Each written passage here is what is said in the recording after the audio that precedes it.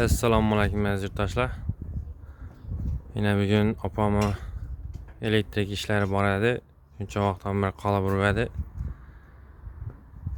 Shuni bir qator yine deshallar svetlar yonmin, rozetkalar ham hech qaysi ishlamin. Netmayotgandi.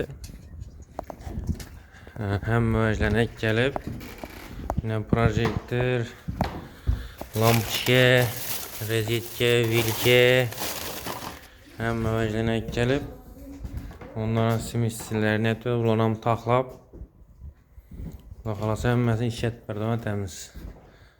Rozetkali elektrik ishlarini hamda ekmeli brat dedi.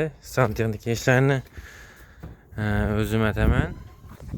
Shuning uchun aziz do'stlar, shu bo'sh qonlarinizda men o'zimga bo'sh vaqtimda opamning uyindagi ishlarni etib, xizmatida qo'llangancha yaratamiz. Shuning uchun hozirgi yoshlarga tavsiyam shu ishdan bo'sh vaqtlaringiz bo'lsa, shunday deb otangizni xizmatini qilib yurishlarni tavsiya etaman.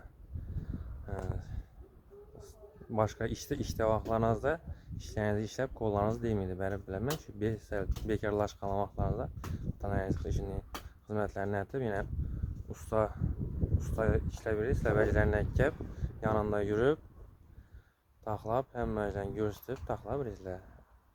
Shu vaqtda orqaga ishlarni etaverasizlar. Sog' bo'linglar, omon bo'linglar.